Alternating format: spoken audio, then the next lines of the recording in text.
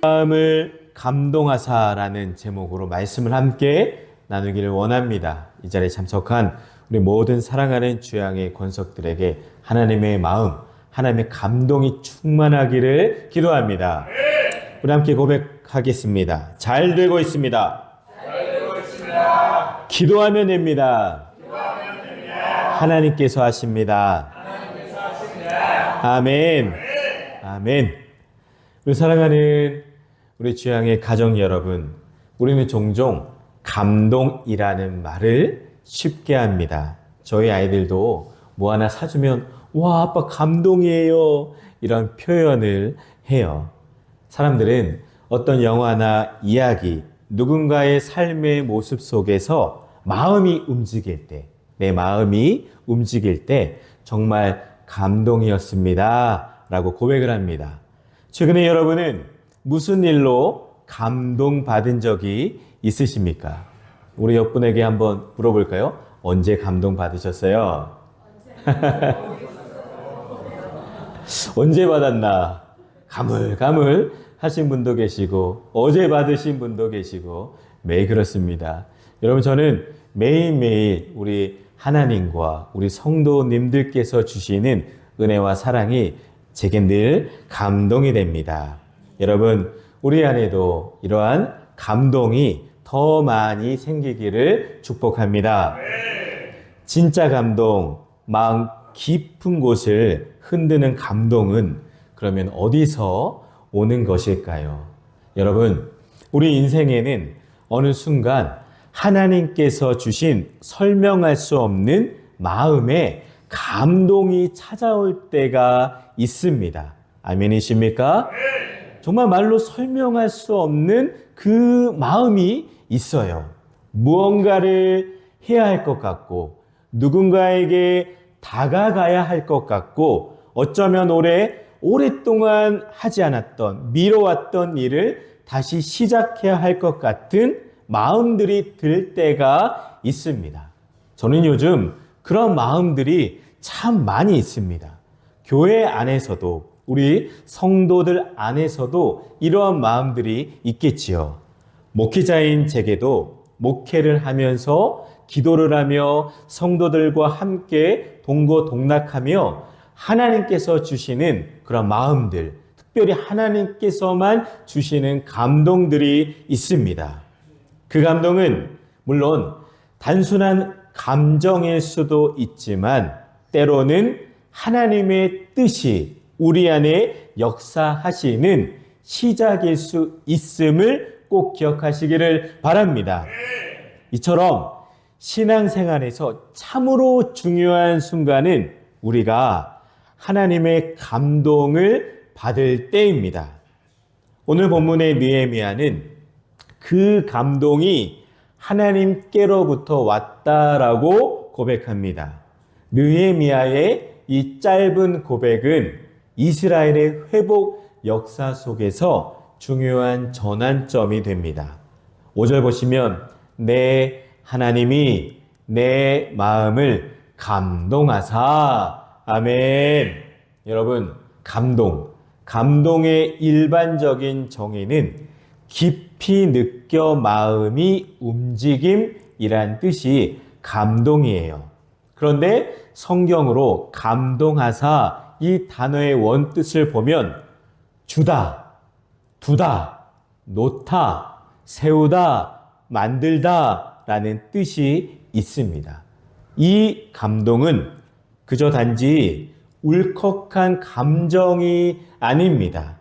영어로 보면 하나님께서 내 마음에 그것을 심어주신 것이 바로 감동하사라는 뜻이 있어요. 비록 작은 불씨지만 놀라운 결과를 야기합니다. 바로 그러기에 그것은 역사를 움직이고 공동체를 일으키는 사명의 불씨가 감동인 것을 여러분 꼭 기억하시기를 바랍니다. 감동은 하나님께로부터 옵니다. 우리 한번 고백하겠습니다. 감동은 하나님께로부터 옵니다. 아멘. 사람의 말이나 상황이 아니라 하나님께서 직접 마음을 움직이실 때 그 감동은 단순한 감정이 아닌 삶의 방향을 바꾸는 힘, 동력이 됩니다. 오늘 우리는 이 말씀을 통해서 하나님이 주시는 감동이 어떻게 나의 삶을 움직이고 하나님의 역사를 이루시는가를 함께 고민해 보기를 원합니다. 먼저는 하나님의 감동은 멈춰 있던 삶을 다시 움직이게 합니다. 우리 한번 같이 고백하겠습니다. 멈춰 있던 삶을 움직이게 합니다. 아멘. 아멘. 그래요, 여러분. 감동이 임하면, 하나님의 감동이 나에게 주시면 멈춰 있던 삶을 다시 움직이게 합니다. 느헤미야 6장까지는 성벽 재건의 완성 이야기예요. 그러나 7장에 이르면 느헤미야는 성벽보다 더 중요한 과제를 발견합니다. 그것은 백성의 회복입니다. 어떤 백성이요? 하나님 나라의 백성입니다. 나는 하나님 나라의 백성이라는 정체성을 회복하는 일이 더 중요합니다. 우리 한번 고백할까요? 나는 하나님 나라의 백성입니다. 아멘. 이것이 정말로 중요합니다. 무너진 공동체를 다시 일으켜 세우는 회복입니다. 그런데 여러분, 우리는 삶의 여정 속에서 때로는 멈춰 서야 할 때도 있습니다. 원치 않은 이유들로 인해 멈출 때가 있어요. 때로는 지쳐서, 때로는 누군가에게 상처받아서, 때로는 앞이 보이지 않아서 한 발자국도, 한 걸음도 내딛기 어려울 때도 있습니다. 느헤미야 당시 이스라엘 백성들의 모습이 그랬습니다. 무너진 성벽은 재건이 되었지만 아직 백성들의 마음과 공동체는 여전히 멈춰서 있었습니다. 완공된 성벽처럼 백성들의 마음도 무너진 백성들의 신앙과 삶도 다시 쌓아 올려야만 했습니다. 오늘 말씀은 느헤미야 그 한 사람, 느헤미야의 마음이 하나님의 감동으로 다시 움직이기 시작했다라는 선언으로 시작됩니다. 그러니 말씀 보시면 내 하나님이 내 마음을 감동케 하셨습니다. 이 감동이 멈춰있던 공동체를 다시 움직이게 만들었고 결국 하나님의 역사를 다시 시작하게 만들었습니다. 우리가 7장 본문을 보면은 예루살렘 성벽 건축은 52일 만에 완공되었다라고 하며 공사 이야기는 끝이지만 예루살렘의 이야기, 백성들의 이야기, 그 안에 살아가는 공동체의 이야기는 끝난 것이 아닙니다. 미안의 완성이죠. 즉 성벽이 세워졌지만 하나님 나라 회복은 아직 완성되지 않았습니다. 여러분, 우리 주양교회도 마찬가지입니다. 교회가 이전하고 리모델링은 끝났지만 미완의 완성이에요. 우리가 이 모습에서 만족하면 안 됩니다. 아멘이십니까? 아멘. 여러분들의 마음이, 저와 여러분들의 모든 우리 주양의 식구들의 마음이 어제보다 오늘보다 내일이 매일매일 더욱더 새로워져야 합니다. 함께 기도로 꿈을 꿔야 합니다.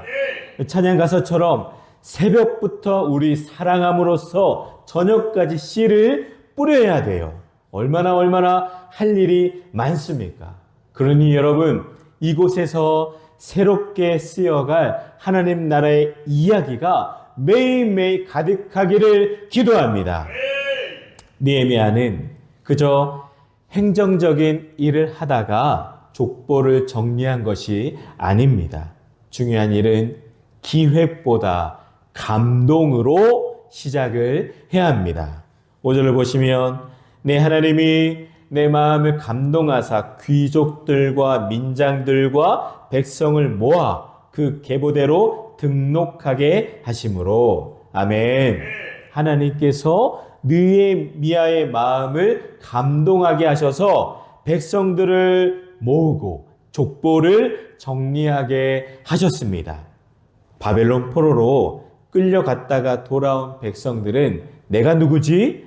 나는 어떠한 사람이지에 대한 정체성을 잃고 살던 사람들이었습니다. 이스라엘은 단지 완공된 성벽으로 사는 민족이 아니라 하나님이 함께 하시는 하나님과 언약 맺은 백성입니다. 그러니 나는 하나님의 은혜로 감동으로 변화된 새로워진 백성인 것을 깨닫게 하시기 위해서 계보를 족보를 다시 계수하게 했습니다. 여러분, 오늘 우리도 마찬가지입니다. 나는 누구인가? 나는 어떠한 교인인가? 세상 속에서 잊혀질 듯한 존재, 불확실한 정체성 속에서 살아가지만 하나님은 우리 모든 사람의 이름을 기억하시며 말씀하십니다. 이사야 43장 1절 말씀처럼 너는 내 것이라 라고 분명히 말씀하고 계심을 꼭 믿으시기를 바랍니다. 이처럼 주님의 일은 감동에서 시작하고 순종으로 자라고 은혜로 열매를 맺습니다. 하나님의 감동은 외적인 성취, 성벽 완성 이후에 내적인 회복, 정체성, 언약의 회복을 향하게 합니다. 무너진 성벽 완공도 우선은 중요하지만 그것보다 더 중요한 것은 우리 내면의 회복, 내면의 성벽을 세우는 것이 더욱더 중요합니다. 진정한 회복은 하나님의 감동으로 시작된다는 것을 꼭 기억하시기를 바랍니다. 그런데 여러분, 나는 지금 어떠한 일에서 멈춰 있지는 않으신지요? 공사를 다 마쳐야 하는데 잠시 휴식 또는 포기한 상태로 머물러 계시지는 않으십니까? 낙심할 때, 방향을 잃었을 때, 지쳐서 아무것도 하고 싶지 않을 때 하나님이 나에게 감동 주시면 우리는 다시 시작할 수가 있습니다. 하나님의 감동은 정체된 우리의 삶에 다시 생기를 불어넣어 주십니다. 그러니 멈춰 있는 삶을 다시 시작하는 우리 모두가 되시기를 예수님의 이름으로 축원을 드립니다. 하나님의 또한 감동은 나의 사명을 자각하게 만듭니다. 우리 같이 한번 고백합니다. 시작. 사명을 자각하게 만듭니다. 아멘. 하나님의 감동이 임하면 나의 사명을 깨닫게 해주십니다. 느헤미야는 원래 페르시아 궁전의 고위 관료였습니다. 술 맡은 관원이었습니다. 이 직책은 단순한 왕의 시중이 아니라 왕의 신임을 받는 핵심 인물입니다. 매우 중요한 역할입니다. 하지만 아무리 고위직이라 해도 폐허가 된 예루살렘 성벽을 다시 짓겠다는 그러한 신하의 요청은 왕의 입장에서는 정치적인 부담이 될 수가 있습니다. 그런데 놀랍게도 아닥사스다 왕은 느헤미야의 요청을 흔쾌히 허락해 줍니다. 성경을 보니까 그 이유는 내 하나님의 선한 손이 나를 도우심이더라. 아멘. 그렇게 기록을 하고 있습니다. 느헤미야가 잘한 것도 있겠지만 신임을 받은 이유도 있겠지만 그 보이지 않는 하나님의 선한 손이 왕의 마음까지도 다스려주고 계심을 우리가 볼 수가 있습니다. 여러분, 느헤미야는 그리하여 예루살렘의 상황을 들었을 때 하나님이 먼저 그의 마음을 감동시켜 주셨고 그는 사명을 따라 예루살렘으로 돌아옵니다. 그리고 이제 성벽을 다 세운 후 또 한 번 하나님은 그의 마음을 감동시켜 주셔서 사명을 더욱더 깊이 자각하게 하십니다. 여러분, 우리가 먼저 느헤미야를 살펴봅시다. 그는 이민 3세대였어요. 이스라엘이 아닌 외국에서 살면서 술 맡은 관원의 일을 하는 사람입니다. 폐허가 된 고향의 소식을 듣고도 모른 척하면 돼요. 아무도 그에게 욕을 하지 못합니다. 내가 그 일을 안 해도 나에게 욕을 하는 사람도 없고 나만 모른 척하면 괜찮은 거예요. 그런데 하나님께서 그에게 감동을 주시니까, 하나님께서 마음을 주시니까 내가 있는 지금의 그 자리가 결국은 하나님의 일을 하기 위해서 하나님께서 이미 예전부터 준비시켜 놓으신 자리임을 깨닫게 하십니다. 느헤미야의 사명은 술 맡은 관원의 자리까지, 고위 그 자리까지 올라가는 것이 끝이 아닙니다. 그 끝이 새로운 시작이고 새로운 사명의 디딤돌이었습니다. 그러니까 여러분, 그의 사명은 단지 도시를 세우는 것이 아니라 백성을 세우는 사명입니다. 건물을 짓는 것이 아니라 공동체를 회복하는 사명입니다. 행정을 완성하는 것이 아니라 하나님의 언약 백성을 다시 정리하는 사명인 것을 꼭 기억하시기를 바랍니다. 이처럼 여러분, 하나님의 감동은 사명 회복으로 이어집니다. 여러분들도 말씀을 통하여서, 예배를 통하여서 사명이 회복되기를 간절히 축복합니다. 우리로 하여금 하나님의 관점으로 우리의 자리와 역할을 보게 합니다. 내가 믿은 것이 아니라 믿도록 감동하게 하신 하나님이십니다. 내가 기도한 것이 아니라 기도하게 하신 하나님이십니다. 내가 행한 것이 아니라 행하도록 감동하신 하나님이십니다.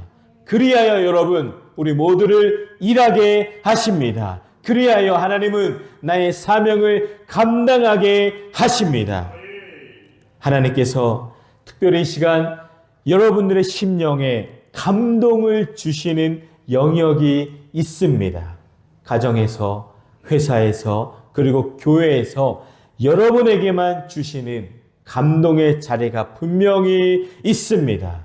그 감동은 우연이 아니라 사명을 향한 하나님의 부르심입니다. 여러분, 우리 교회는 건물로 완성되는 것이 아니라 사람으로, 하나님의 사람 한 명 한 명으로 세워지는 영적 공동체입니다. 그리고 그 사람들은 사명으로 연결되어야 진짜 공동체, 진짜 교회가 되는 겁니다. 우리 삶도, 우리 교회도, 이 나라와 이 민족도 하나님의 감동을 받은 사람이 일어나야 다시 회복될 줄 믿습니다. 그러니 여러분, 우리 모두가 하나님의 감동받아 나의 사명을 자각하여 부르신 자리에서 더욱더 기쁨으로 일하는 우리 모두가 되시기를 예수님의 이름으로 축복을 드립니다. 또한 하나님의 감동은 공동체를 세우는 방향으로 흐릅니다. 자, 우리가 같이 고백하겠습니다. 우리 3번 보실까요? 우리 같이 고백합니다. 공동체를 세우는 방향으로 흐릅니다. 아멘. 하나님의 감동은 개인에게 혼자만 머물러 있는 것이 결코 아닙니다. 은혜 받으면 은혜는 흘러내보내게 되어 있습니다. 느헤미야는 단독 플레이어가 아니었어요. 혼자만 뛰어난 리더가 아닙니다. 혼자서만 일하는 리더가 아닙니다. 모든 백성이 각자의 자리에서 일을 할 수 있도록 했습니다. 하나님의 리더인 느헤미야 한 사람에게 감동을 주시지만 그 감동은 결국 귀인들과 관원들, 백성들을 모으는 일로 이어집니다. 백성들의 계보를 등록함으로써 이스라엘이라는 하나님의 백성 공동체가 새롭게 재구성되는 겁니다. 하나님의 백성으로서의 정체성과 뿌리를 확인하는 귀한 작업이었습니다. 이것은 단지 행정의 문제가 아니라 하나님 나라의 정체성을 회복하는 시간이었습니다. 여러분, 우리는 누구입니까? 여러분들은 누구십니까?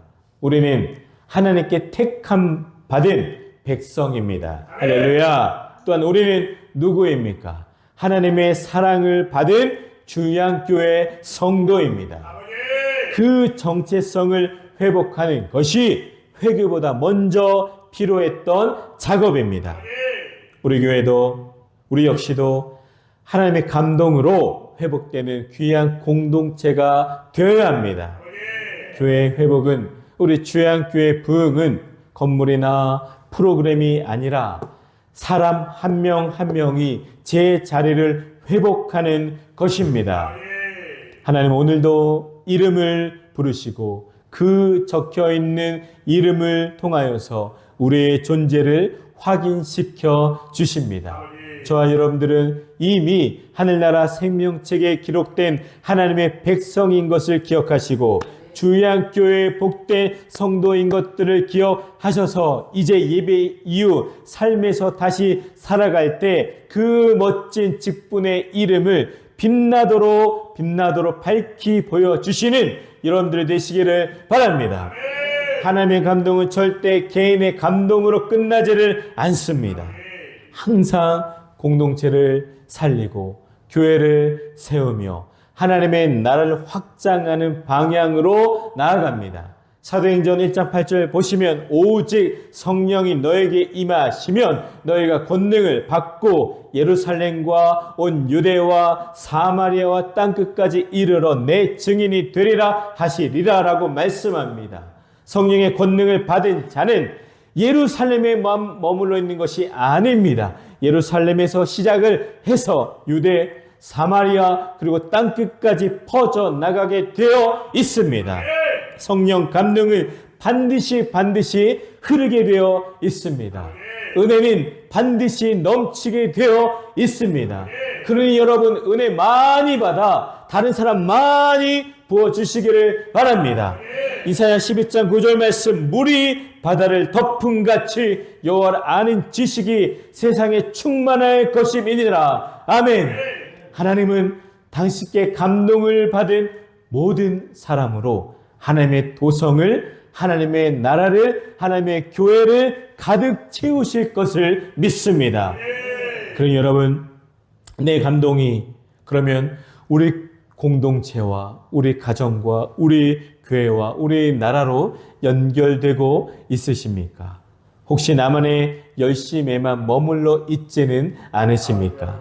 만약 그렇다면 그것은 나 혼자만의 욕심일 수도 있습니다. 여러분, 하나님께서 감동 주시는 대로, 이끄시는 대로, 말씀하시는 대로 꼭 순종하시기를 바랍니다. 말씀을 정리합니다. 사랑하는 여러분, 느헤미야는 내 감정이 아닌 하나님의 감동을 흘려보내는 사람이었습니다. 그는 하나님께서 주신 감동을 따라 움직였고, 감동을 따라 사람들을 일으켰고, 감동을 따라 하나님의 백성을 재건했습니다. 우리도 마찬가지입니다. 오늘 우리 교회에게 필요한 것도 다른 것이 아니라 이의 하나님의 감동입니다. 오늘 우리의 마음에 주시는 하나님의 감동은 단지 느낌이 아니라, 감정이 아니라 하나님께서 주시는 사명의 씨앗이 감동인 것을 꼭 기억하시기를 바랍니다. 그러니 여러분, 기도하라 라는 감동이 있을 겁니다. 누군가를 찾아가라 하는 부르심이 있을 겁니다. 공동체를 섬겨라, 그 자리에서 일하라 라는 그 부르심이 있을 겁니다. 그 하나님의 감동에 아멘 아멘 하며 순종하시기를 바랍니다. 하나님은 감동을 통해, 감동을 받은 사람을 통해서 새로운 역사를 이어나가실 겁니다.